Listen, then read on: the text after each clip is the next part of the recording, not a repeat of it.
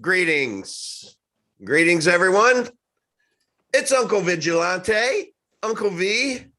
And if you have a sneaky suspicion by looking at my face and seeing this red, kind of sunburnt face, that I went on a 7-mile walk today in the beautiful Tampa Bay, Florida area, and 72 degrees, not to make you jealous.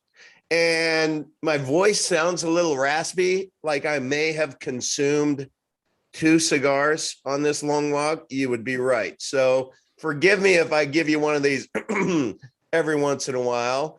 But tonight I have a very special guest, and I don't know if you all watched Mike Mumola. I believe it was this past Friday I had him on, but he unpacked what he looks for in an investable coin, and that's timing, tech, and team. And the gentleman I have on tonight, he is an instrumental part of the team, the T word, the third T. James Freeman. You and I haven't had the pleasure of speaking with each other before this, so we are. Everybody just be a voyeur, because we're just going to have a conversation between us, because I have a lot of questions. I know you only by your profile pic and the fact that you are in the Epic Cash community chats a lot. And you are one of those guys who are very, very insightful and educational, and you help a lot of people out. So welcome to the show, James. Well, thanks. It's my pleasure to be here. And you can call me the local curmudgeon. I don't mind. Okay. All right. I prefer LC. All right, LC. Do me a favor. Why, for my benefit as much as everyone else's, please give me your backstory. I mean, give me your backstory in coming to crypto and then ultimately Epic Cash. Well, I tell you, let me give you I'll back up a little bit before the crypto thing, because please, there are things that define people, right? So basically, I've always been the creative type. Okay. Love music. I'm a musician. My degree is in piano performance. Wow. I'm a professional photographer. And really, I won't bore you with the details, but when you have a degree in piano performance, what do? I mean, you're not gonna be one of the dozen or so pianists who actually can make a living touring, with symphony orchestras and what have you. Right. So I wanted to go into something that was less volatile. And so with the photograph, you get it done. May I ask you a question? So sure. So did you play piano like as a young child growing up? Yeah. Oh yeah. Yeah. Okay. Yeah. Okay. So by the time you got into like college, you were just like totally professional. No. Oh, okay. I was actually accepted on probation because I auditioned without having had a lesson in about 3 years. So I was essentially self-taught. But anyway, that went well and everything. But that gives you just maybe a little glimpse at some of my peculiarities. Yeah. So we have pianist and we have photographer. Yeah. So very, very right side of the brain, and crypto makes all the sense in the world. Yeah. So basically, I've had kids a little bit later in life, and my younger son, when he was about 14 or 15, he said, "Hey, Dad, you need to check out this Bitcoin thing." And I'm sort of a natural skeptic, and I looked at it and I just kind of said, "Nah, I don't think so." And what year was this? Oh, I want to say it was probably 2013. Okay, so maybe 2012. Okay, so early days.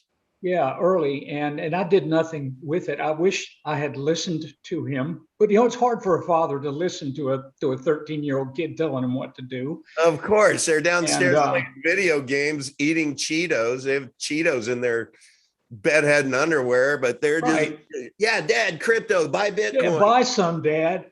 And so, but it put it on the radar. Yeah. But it was not for quite a while. I think it was probably early 2017. I said, you know, I really got to take a look at this stuff. Yeah. Because this is I'm missing something to this picture, and really it was education. Okay. I did not know what the value in it was. I did not know the concept of it. I did not know.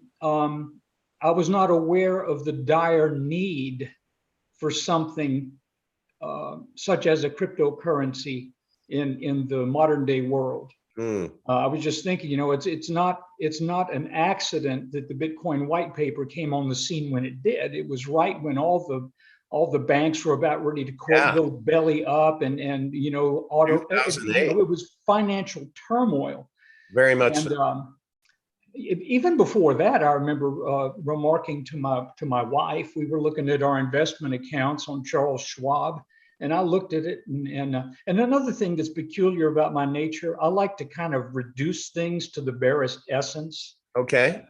And so I just looked at her computer, and we were looking at our retirement accounts, and I said, you know what that is? She said, what? I said, those are numbers. Those are numbers in somebody's computer that we're looking at. That's all we're looking at. Yep. And really, those numbers are all we have. That's insightful. And I said, what would happen if the keepers of those numbers decided not to keep them anymore?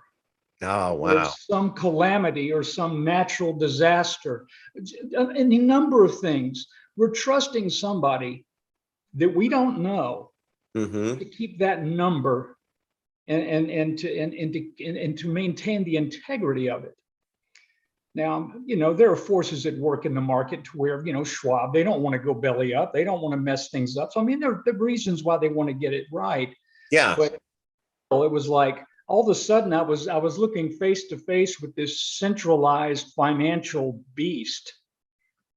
And that planted this idea in my head that, wow, this is really sort of frightening if you look at it in that sense. So that was a good while back. And finally, when I started to understand a bit more about cryptocurrencies, I realized the idea of a distributed ledger, the idea of everyone having a vested interest in maintaining it. It's decentralized. The only thing that can take it down is a complete and utter loss of network connectivity. And I don't think that's going to happen. We depend upon it too much. Yeah. So I think it was about 2017. I had a little bit of horse trading money on PayPal, and I went and started buying up some used NVIDIA GPUs, and for about 4 or 5 months, I mined Ethereum. Wow. Okay. So you like self-taught yourself mining. Yeah. Okay, cool.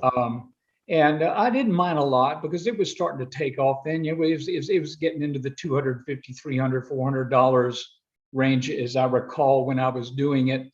But I got enough of it to where I had the gear, and then everyone was talking about, if you'll recall, the whole thing with Ethereum is the difficulty was just growing ridiculously. Okay. So it's like 1 month you would say, well, with my gear, I'm able to mine $800 worth of Ethereum. Next month I could mine 600. Next month, 375. 4 months, 225. You know, it really, and for many reasons, but part of it was, I believe it was sort of programmed into the life cycle, if you will, of proof of work. Okay. I may be totally wrong on that, but that's just the gist I got. Yeah. So then I started thinking, well, you know, there's other cryptocurrencies. What I need to do, I need to find something that's really different, something that I think is interesting, and I started to develop some criteria. And the criteria were pretty simple. The first thing is, if I get a chance to even know who the developers are and they're not hiding behind, you know, some strange avatar, then I want to know something about the intelligence of the people who are involved in the project. So I look for intelligence. And that comes, you know, through a number of ways. One is innovation. Another one is how they express themselves, how they write, how they communicate. And the second thing is realizing that a lot of people wanted to make quick money in crypto. Was this quote new project being leveraged for something up front, making it easy to abandon on the back end? So basically, I stayed away from anything that had an ICO. Okay. I stayed away from anything that had a. Can you, for the uninitiated, can you please explain what an ICO is? An initial coin offering. Yep. In other words, they have coins, and to get this project off the ground, they will sell you coins. You know. So they pre-mine those coins. Yeah, pre-mined, yeah. Okay. And of course, you know, not everything has an ICO, but a lot of things still have a pre-mine, and sometimes the pre-mines are just outrageous. Right. So no pre-mine. Am I fair in saying that if you look at a pre-mined coin, that the way I look at a pre-mine now, after going through my crypto Vigilante Darrow debacle, is when I see pre-mine, I see human nature, and I see that anyone coming after that pre-mine is fighting against human nature, because the human nature of those who hold those pre-mine coins are to monetize them at the expense of those who come after. Thus, you see these pump and dumps. Yeah. Right? Do I have that right? That's exactly my thought process on that. So anyway, I found a few projects that worked out pretty well. I'll mention them if you want. Sure. I got involved in Ravencoin real early. Yeah. And then tried a few others that didn't really do anything. Veriscoin was a real interesting project. It's still very much under the radar, but you know, eventually, what I would do is I would go on to a Bitcoin talk, and I would order the announcement threads, and I would have them ordered by date of first post, so that instead of getting all the recent posts, you know, in threads that have 4,000 and 5,000 responses, I would get the things as they would first come online. And I saw Epic Cash. I thought, well, I'll take a look at this, and I'd already been interested in Mimblewimble. Okay. Now listen, I'm not a technical guy. Yeah. I could be, but I like me. Yeah. Like, I know you aspire to be technical like me, but you know, that's okay, James. So anyway, I always had in the back of my mind, you know, there's one thing that's kind of missing in my quote portfolio here, and that's a Mimblewimble coin. Okay. I tried to get involved at one point with Beam, and I did testnet on Beam, and the testnet went swimmingly well. And then when they launched, because I was a Windows user, I was left out in the cold. Okay. Their launch was pretty much all Linux. I see. Okay. And as I recall, and I was like, okay, guys. And then finally, when they did get it, it was impossible. It really, I mean, the difficulty had shot up because as I remember correctly, and again, I don't want to disparage anyone, but there was a lot of hype. Okay. Around that. Yeah. And so everybody jumped on it, and it was really for the hash power that I had, it just wasn't going to fly. But in the back of my mind, I thought, I want a Mimblewimble project. Okay. And when Epic Cash came up, I saw it. I think it was still in testnet. Okay. And you might know Wolfie. I see Wolfie in Telegram. Yeah, Wolfie. Wolfie and I knew each other from another project, and we bumped into each other again at that's cool. Epic Cash. And And so we did test net, and we were playing around, sending things back and forth to each other, trying to figure out the protocol and the syntax and all this stuff. But I'll say since launch, I actually missed the launch by about 300 blocks. I had something I had to do, but I started mining at about the 350 block height, and I've mined it every day since. Wow. With the exception of a couple times when the difficulty went a little awry, and that has been solved. But there was a point. So I've had my success with mining with GPUs. Okay. So anyway, I've just been plugging away at it. So you would classify yourself as an epic miner. I mean, that's your area of expertise. And what, in comparison, based upon your experience, being an epic miner, is it good to be an epic miner? I mean, has it been good to you? Oh yeah, I mean, it's been great. Awesome. Again, I'm sort of I'm a little sneaky and a little crafty. Just a personality flaw, and I don't know whether I should go into this or not, but go into it. I love this stuff. Very, very, very early on, there was a small issue with the stock Epic miner. Okay. And what would happen is if you were running one instance, say and I think it would run with up to about 5 GPUs. Okay. And but what happened was the miner itself would feed the same nonce to all 5 GPUs at the same time.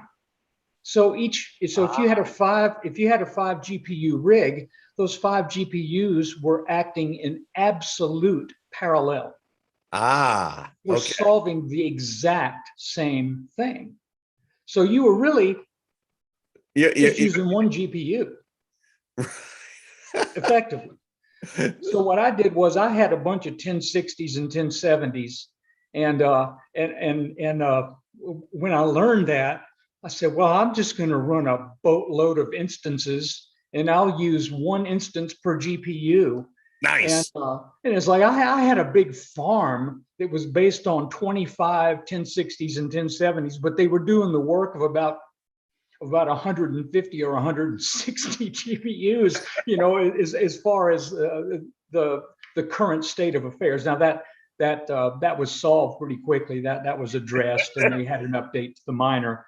But good for you. I call it exploiting the ambiguity of the gray. Good for exploiting the for about 2 weeks, I made hay. Yeah, that's awesome. That's awesome. Now, do miners mine and then let's say you get it at a penny? Do miners then say, oh man, I've 5x'd, I'm rich, I'm dumping it? Or are there some smart miners that might hold on to some of their coins for the long haul? I'll answer your question this way. I'm a smart miner. Nice. Okay, I like that. Dr. Curmudgeon is a smart miner. I've not sold a single Epic Cash. Wow, that's great. That's great. I can raise my hand and say I haven't either. I got in much later than you, and I didn't earn mine. I bought them, but man, we are still. Would you agree with this next statement? We are still so early. I think so. Yeah, I do. I think not only are we early in Epic Cash, I still think we're really early in crypto. Period. Yes. Yeah. I submit that if you look at a football field, that we're at about the 5-yard line, and we have 95 yards to go. And I look at Web 1.0 when I was part of the Priceline.com was launched within the company I worked for. Still remember the server room with those 2 big, huge servers. And that was the beginning of Web 1.0. So I would say back then we were about on the 5-yard line, and look at where we are now. Everybody has internet. Everybody knows how to Google. Everybody relies on their online experience to live, basically. And you can't get away from it. And I believe that there's going to be a day to where everyone speaks crypto. It's just going to be, everyone will be fluent worldwide in crypto. And I submit that Epic Cash is going to be the worldwide currency. But that's just because I listen to Max Freeman a lot, and I believe him. So when you talk about the intelligence part and trying to, when you're assessing coins, or when you did in the beginning, and you referenced trying to find who the real people are behind the pseudos or whatever. Sure. Epic Cash is full of people who protect their privacy, and they're kind of behind a thumbnail, if you will. Sure. I interview thumbnails all the time, but I presume that you made your assessment by actually reading the writing of Max and others and listening, I guess, wherever you could at that point in time. Right. It's a lot easier now because I have a big mouth and I have Max on a lot and other people on, but you can't deny that this is one smart group of people, right? No, and it's interesting. I was thinking, before we started doing this about an hour and a half ago, I thought, what the heck am I going to talk about? I said, I hope Uncle V's a good interviewer. You are, by the way. You're doing great. Well, but I was thinking, oh, now I lost my train of thought. So that makes me not a very good interviewee.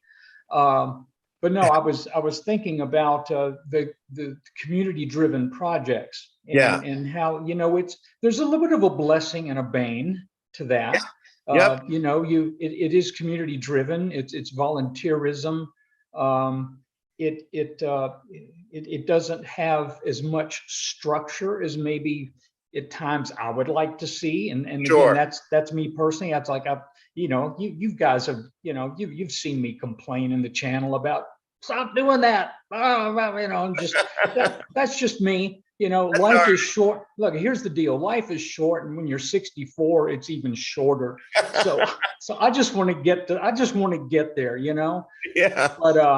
But anyway, but the beauty of it is it also, because it's community driven, it is more conducive to organic growth.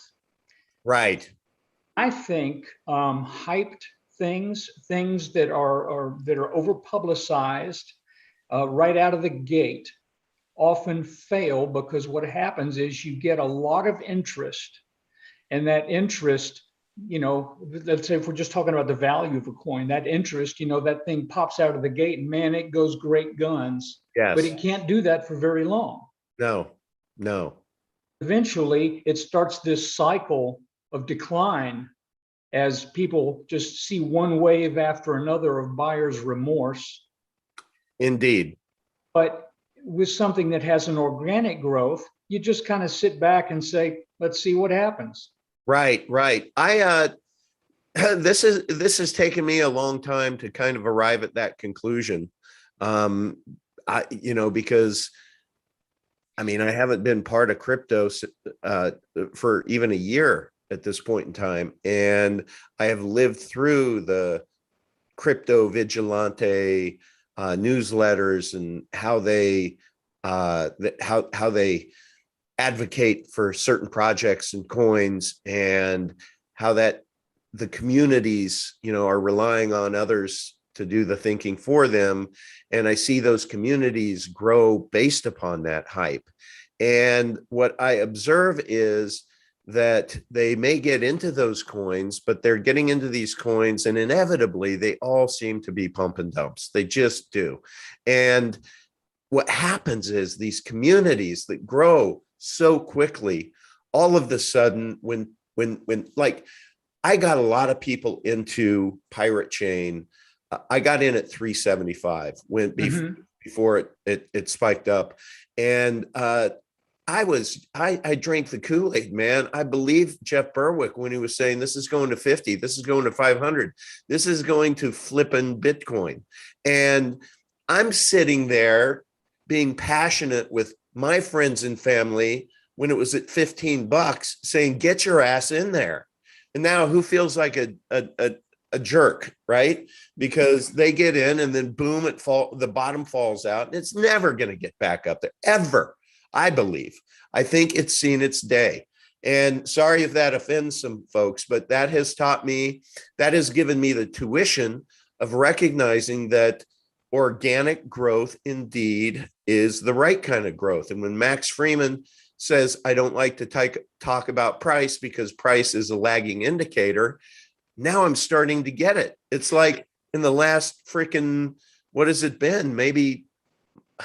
Has it been like maybe 6 weeks? We've 10x'd. Yeah. And now we're all feeling kind of jilted that it went from 384 and we're back down to 250, right?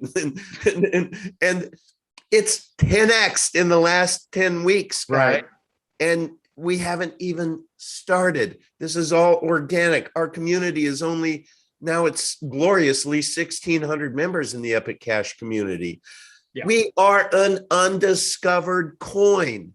And when you start to look at our fundamentals, good Lord, I'm telling you, it is, it is the perfect coin in my opinion. It is just, if Satoshi Nakamoto could create Bitcoin in 2019, he would use Mimblewimble. Would you agree with that?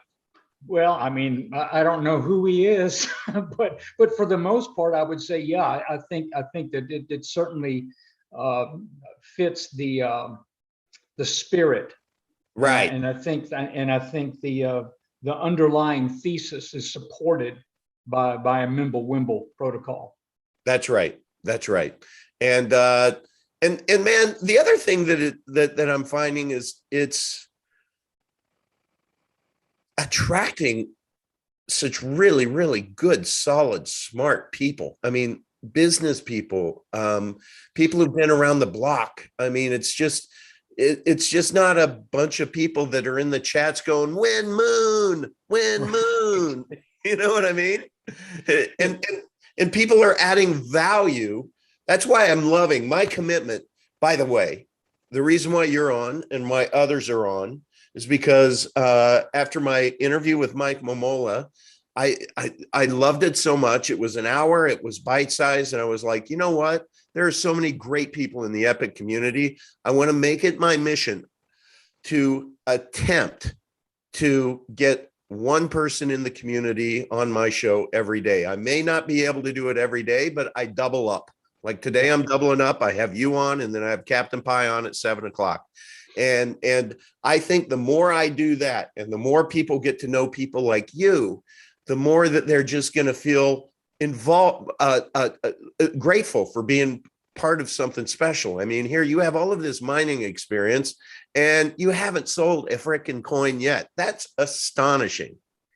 Well, it's also, well, I'm not well-to-do by any stretch, but I don't need the money, so it's nice. I would describe myself as an avid hobbyist. I'm not a professional miner. Yeah. I am a miner. Yeah. But I mine it with the idea that it is a 100% investment of my time and energy, not to put the next meal on the table. Right. But to stash it away and let things happen. We're talking about organic growth. I've had this little picture in my head sometimes, organic, think about a farmer. Farmer plants his seed. Yeah. And he waters it. He has to wait. I mean, there's a process that takes place with organic plant growth. You never see a farmer out in his field tugging on corn, trying to pull it up out of the, if he does, he'll destroy it. Man, moon. Yeah, come on, Yeah. So, okay, can I tell you a fun little story? Please. My dad tells this story all the time. Used to embarrass me, but it doesn't anymore. But apparently I was quite the little sales guy at 4 years old, because my dad was a big gardener and he would grow cucumbers. And so what I would do, whenever I would see one pop up that would be about this big, I would pick them and I would go to my neighbors door to door and I would sell them. That's how I began my sales career. And I killed it. I killed it because everyone was just cracking up that, back then they didn't call me Uncle V, but, but so there are some farmers who pull their crop early. Well, you know what I mean. It's a process, and it does take patience. I'm not always the most patient person in the world, but it does. It takes patience, and I think the payoff is so much greater when you've built a foundation that is more solid and has taken root, and that's what organic growth allows things to do. Yes, that's beautiful. So I invite somebody to come into that Epic Cash community. They meet James Freeman. If you could tell them 3 things about Epic Cash that you think that they should know that would be additive, what would those 3 things be? Wow, you should have asked me that an hour ago so I could have given it some thought. Well, I guess the first thing I would say is that just what we were talking about, the fact that it is something that is sort of in the wild, if you will. It's not artificial. I would probably bring up organic growth. I would say, look, this is something that is a natural product. Where it's going is on a path of natural, what's destiny. Oh, and it's not something that's being forced along a path. Mm-hmm. It is humans doing what humans do, but not. Well, I just want to say it's not forced, Right. Early on, I'll mention, when I got involved in Ravencoin, that was one thing. People would talk to the developers of it, and they would say, "Well, when are you going to do this? When are you going to do that?" And they say, "Look, we just wrote the code. It's in the wild. Oh, wow. It's going to do what it's going to do. We wrote the code. That's really that's the end of our responsibility, essentially." That is such a cool perspective. And then that taught me something too, because that was a really tight knit group. I mean, there were issues, there were personalities and things, and they're always something. Yeah. But that taught me something, and it was sort of the vibe of that community that was another one of the things that I looked for when I started getting involved in other projects, and that vibe is something that I've really enjoyed among the Epic Cash crowd as well. So I would tell them to get plugged in, be patient with organic growth, and I would also say learn how to use the CLI wallet. Okay. I really would. I'd say, look, learn this from the ground up, and that way you'll never be in want. Because I'm old school on this. Educate us a little bit about the CLI wallet, and I want you to. This is going to be my tutorial too, because I have my coins on the Vite wallet. Because I know that Diego, who created the Monero wallet, that he has designed the most amazing wallet for Epic Cash that will be coming out probably Q1. Was hoping sooner, but V3 we're still kid testing, mother approving it.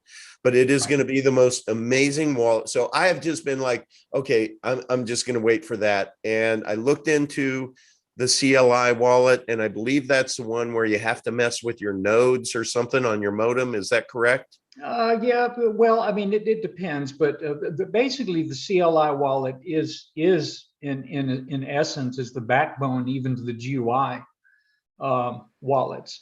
But I don't know what's a good way to put it. The CLI wallet is you're actually inside the black box. You're actually seeing what's going on, and you're gaining an understanding of the process. The GUI wallet is, or GUI, whatever you want to call it, is a front end essentially to it, but that front end sort of masks, I think, some of the understanding of what's going on under the hood. Hmm. The other thing is the CLI wallet does require you run a local node. Okay. And first off, that's good for the network. Sure. Um, and I think that you just get I just think you get a better understanding of the process and a greater appreciation. Um, some of the mystery of it isn't quite as mysterious, and it's not that difficult. It really isn't. Now, Okay. the funny thing is, I have a cheat sheet, and since I've never sold any coins, if you were to say what's the syntax for sending something out of the CLI wallet to someone who's buying your coins, I say I have no idea. I've got it written down. I can do it, but I did it in testnet, and I think at Yeah. one point I sent like 5 coins, to the Vite wallet, and but that's it.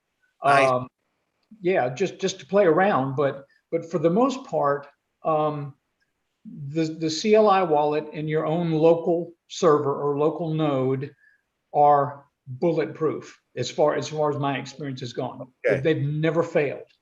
Okay.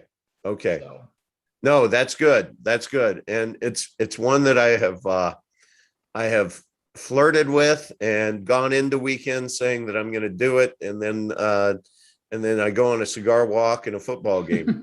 So well, the first thing to do is just set up your local server and get it synced. okay. You Okay. need to do that, and even if you do that and you don't run the wallet, that still helps the network. Stupid question. When you say set up your local server, is Yeah. that set up on your computer? Yeah. Mm-hmm. Okay. So we aren't talking about, my my cable internet provider. That's not what I'm messing with when I have to. Okay. One of the steps that I think is has thrown some people in the past is the fact that if you do a direct IP transfer. So in other words, you want to send some Epic cash to me, I give you my public IP address. Well, Okay. when I do that, I have to set my router up. That's So it. Router. so that when something comes across on that port, my router knows where that traffic should be directed. Okay. So yeah, you do need to get into it and do that if you're doing the direct IP transfer. Now, other people are talking about some other methods, but again, I've been set up for this since day one, so I'm really an idiot. I'm really an idiot when it comes to the other wallets, to be honest with you. Okay. But to make everyone feel better, I think everyone I've spoken to who's part of this project is very comfortable with the Vite multi-wallet exchange. And so personally, I think I'm probably going to take a pass at trying to figure out routers and I'm just not that guy. So I'll wait for the like I never knew that we had the Lord and Savior of no, what did I call him? The Monero Jesus on our team, Diego, who's just like I have learned over the last week how many people on this planet absolutely adore that man, and it's pretty cool that he's on Team Epic. So somebody asked in the chat, how many coins constitute a whale? I have no idea. I've never been asked that question. Would you have any insight? I think if you have 5 coins and you wait long enough, you're going to be a whale. How about that? That's one of the beauties of Mimblewimble. That's right. You'll never know. That's right. Don't know.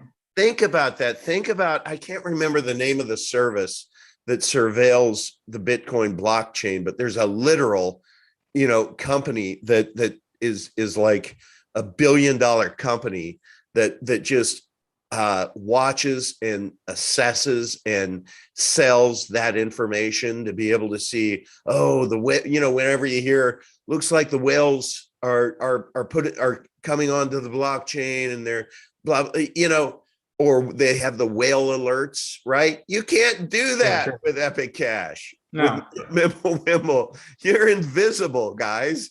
And we're not a privacy coin. We just happen to be a coin whose transactions are private. And that's a big difference. That's not our use case, right? Right. And man, the ecosystem that Max and the tech team are building is just amazing.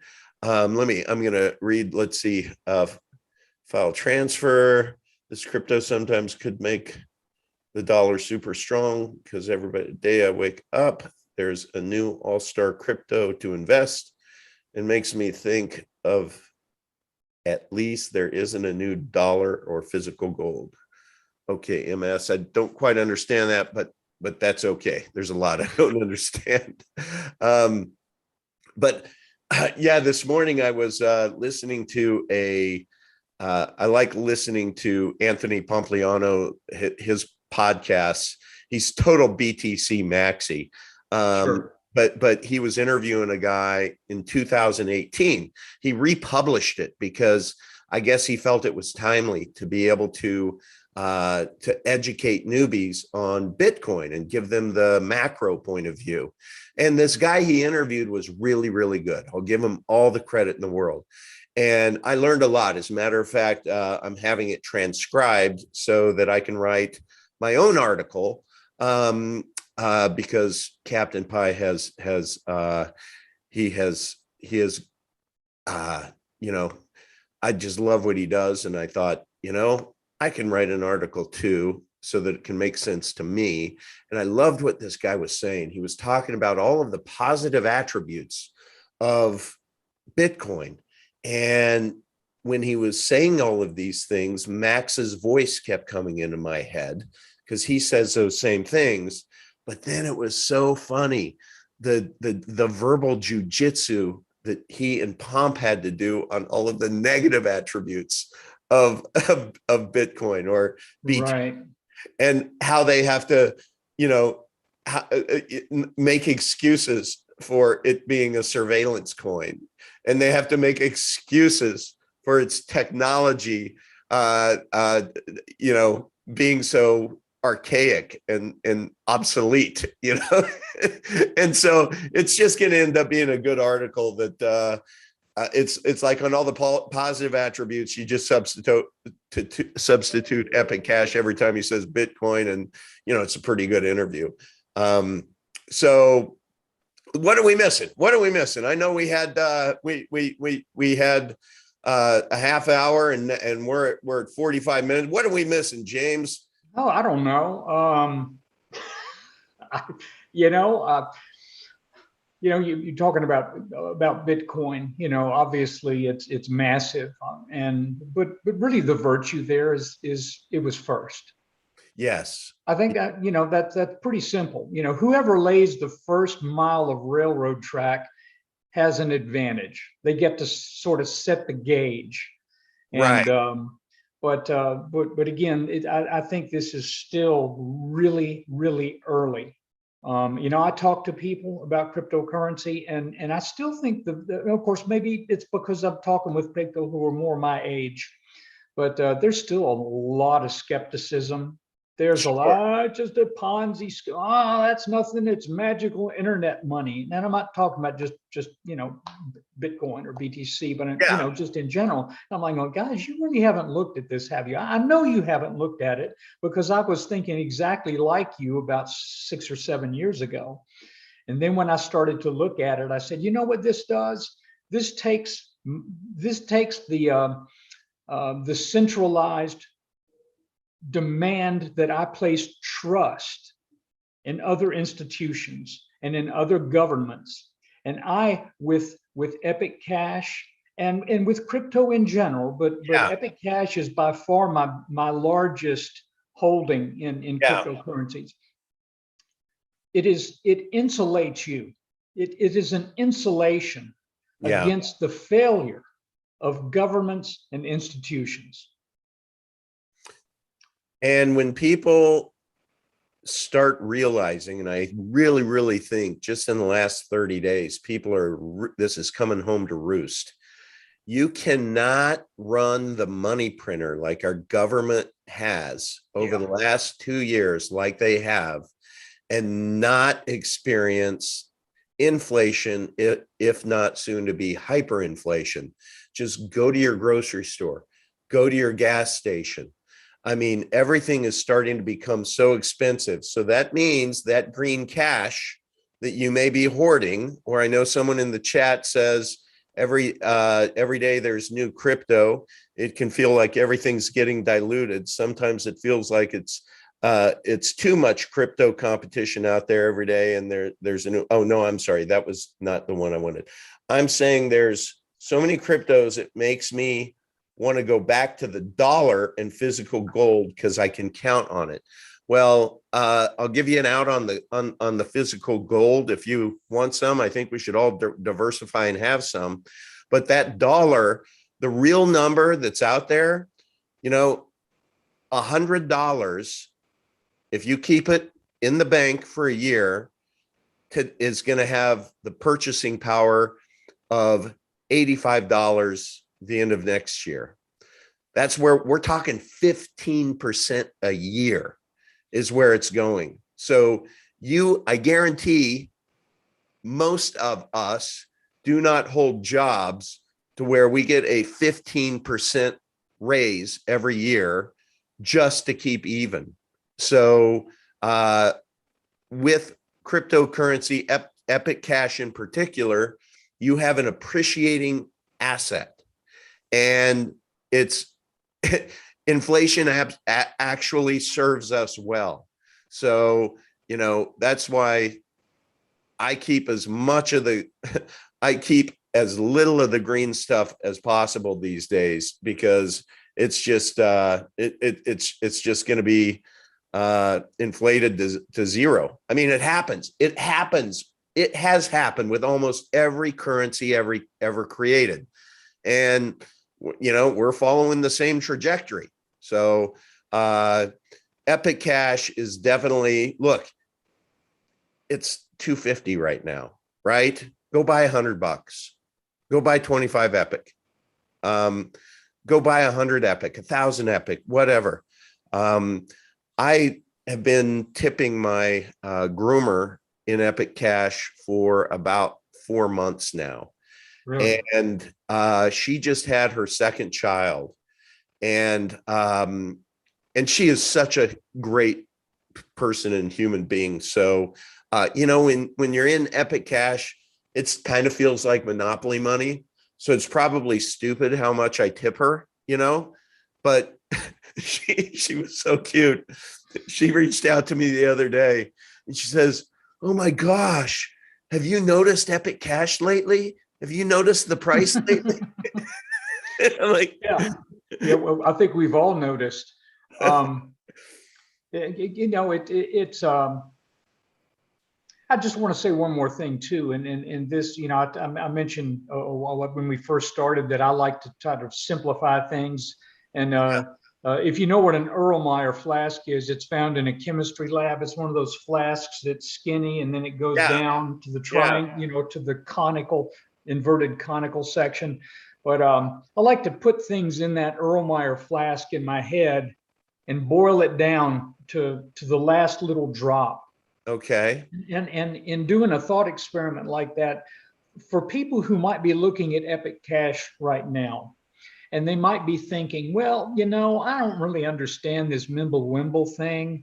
You know, I don't really want to get involved in the steps necessary for me to move this from one wallet to the next. I don't really want to. I just want something where I can click a button. And I would tell people like that, look, if you go to the trouble early to learn how to do this, if you put that effort into it, that will differentiate you from the vast majority of people who want something to come their way easily. Right. If you do that, you can rest assured that you will be in a better position when adoption is much wider spread and when use has been made easier. you Mhm. will be sitting and you'll be sitting pretty Sitting pretty. if you Absolutely. go to that trouble now. Yeah. I heard Max say one time, and I liked it a lot. When there's the absolute easy button, at the time, he was like, Epic Cash won't be 25 cents. Right, exactly. Yeah. And it's not that hard, everyone. I will tell you that if you always go down below and you click on that little triangle under under my video, it'll pop up and open the show description. And within there is just a treasure trove of links, including how to buy Epic Cash. And I encourage you to go to t.me/Epic Cash and join on Telegram. That's really, really where our community resides. And you're going to meet great people like James Freeman in there, who is there to help and guide and lead. And it's just such a cool community. And there's just such a diverse group of interests. I'll give you a little insight on what we're working on. Tell me what you think of this.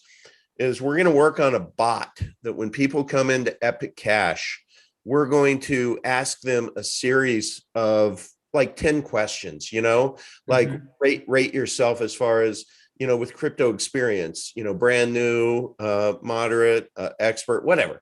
And it's going to go down. And by the time you're through with those questions, it's almost like, a really, really nice, kind Walmart greeter, right? Who's there. And by the time it's going to serve up a suggestion of the different Epic communities that you might want to consider joining in addition to Epic Cash. So, if you are an artist or a miner or what, it's gonna auto give you these to be able to go. And I love that idea because, we all have our own areas of unique interests. And the cool thing about Epic Cash and the communities are there may be a community that we don't have right now. Like, I don't think there's an Epic Cash football community, right? You know what? I would find that pretty cool. I might create one because I love me some football. So, but that would be kind of a cool place to go. And so whoever's watching, this is a volunteer community, and nobody has a boss, and so you don't have to ask permission to do anything. You can just go do it. I had someone in the chat yesterday saying that I should go do something. You should post this. No, what did they say? You should post this live stream into some community or whatever. And I just kind of read it, and I typed back and I said, please do that. It's like, we lean in. This community is all about our collective energy, adding our own value to it. And no one is telling you what your value isn't.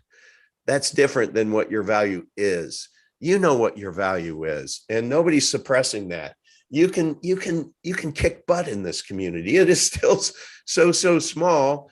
And I tell you, I think it's going to be, we're at like approaching a couple thousand now. I think in the first quarter, we'll get to 10,000 members, and it starts to get really interesting.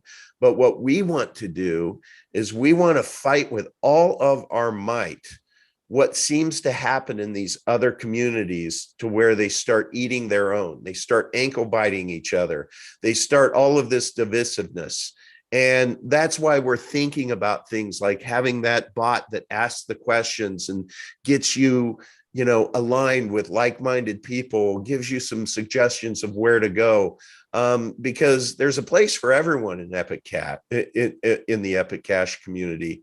I really, really have enjoyed it. I tell you, my life has changed ever since, and it's pretty cool.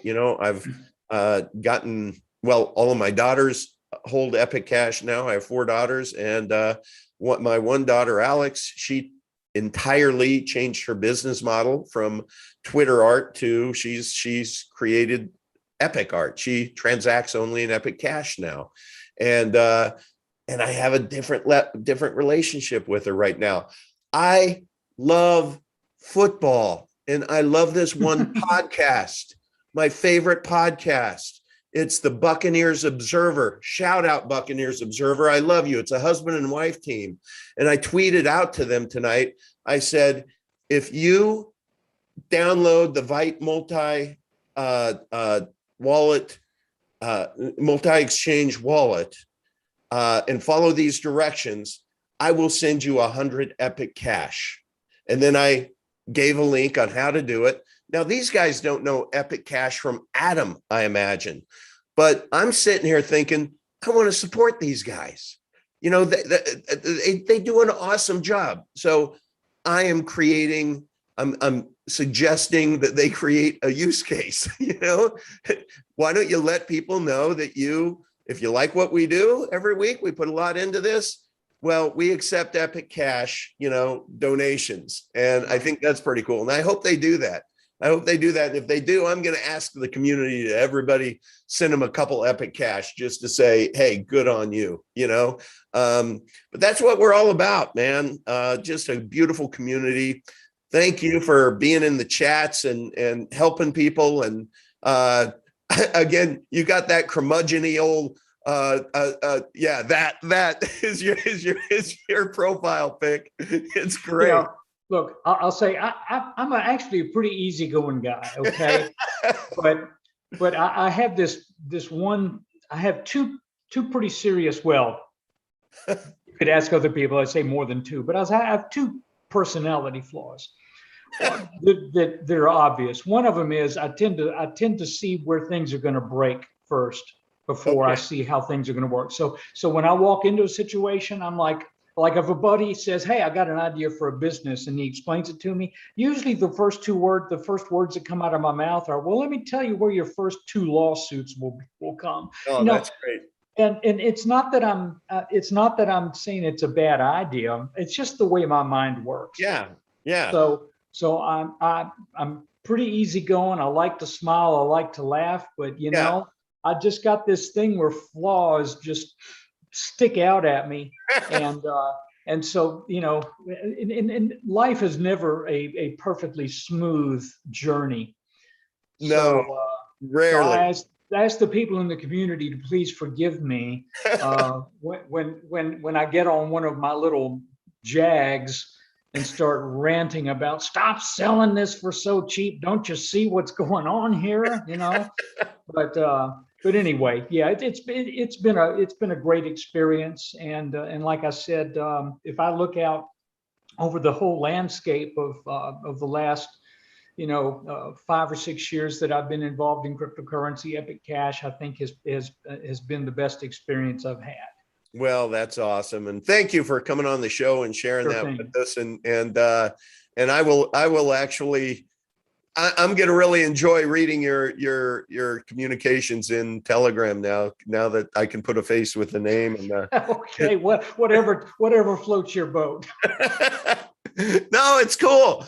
Look, this channel has blessed me so much. I've met so many wonderful people all across the world because of Epic Cash, and I'm grateful for that. And I can't wait for the day we will have it. It'll be sometime next year, probably, to where it's going to be a big deal, where we're going to have an Epic Cash convention.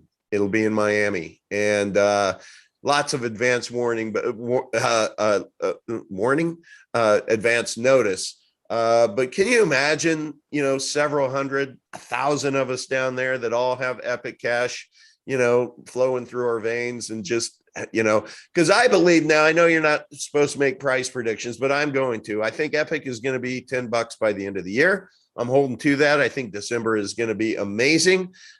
And what's my basis for that? You go and Vite right now people don't have a lot of it for sale up there. No, they don't.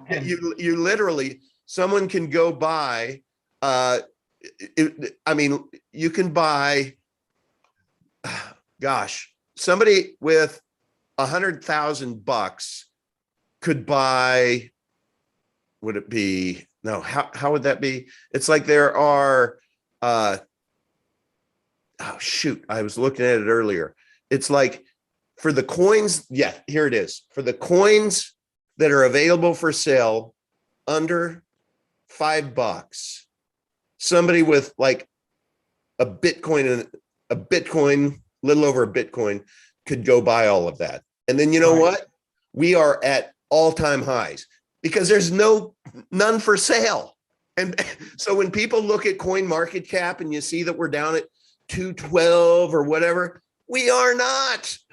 We're not. When you take a look at it, there's just nothing for sale. And coin market cap picks up the last price sold. And it's called painting the tape. There are some people out there who will literally sell something to themselves, like 3 coins at $1.75, so fast that nobody can see it. And then all of a sudden, coin market cap picks it up and says we're at $1.75. Just go into Vite and try to buy coins for what coin market cap says you can. You can't. So go ahead. And I'll remind people that, of course, I've been around this community for a long time, like I said, since day one. Yeah. I remember when Epic Cash was less than a penny. Jeepers. Yeah. And it wasn't that long ago, we were, like you said, we're up an easy 10x in almost no time at all. It's hard. It's hard to, it's not, I don't think it's wise to try to extrapolate, when something's just, really starting to take root and get off the ground. But if you look at what's happened over the past, let's say 5 or 6 months, when you couple that with the fact that we just had the halving, so the mining supply has been cut in really now 1/4 of what it was initially, right? And so those cheap coins, or there's not going to be as many of them these days. There are not. And so like I said, now's the time to figure it out. Now's the time to take the leap, I think. Yeah, and I'll leave everyone with this. There was a point in time when people were buying Bitcoin at $3 or $4 or $5, but they did not have, history on their side. Well, our design is based upon the original Bitcoin protocol, except we have the benefit of tech that's 10 years advanced. We have Mimble-Wimble.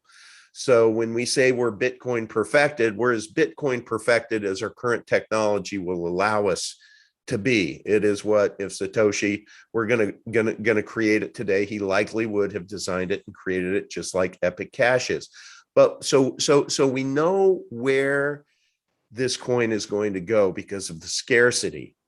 And so we don't have to be those guys and gals who bought at $3, bought at $4 and $5. And then when it moons to $10, we're like, woohoo, and we dump it. No, guys, no. Like you were saying, James, is let your crop grow. Just let your crop grow. The seed's been planted, let it grow.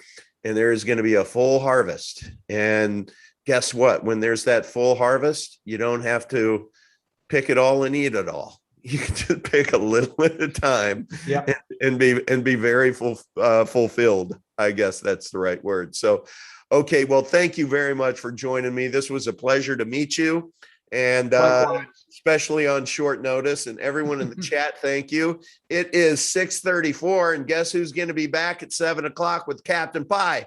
Me. So I'm going to bid you farewell, James, and you in the chat. I'm going to go get a drink of water, and I'll be back here shortly. But until then, cheers.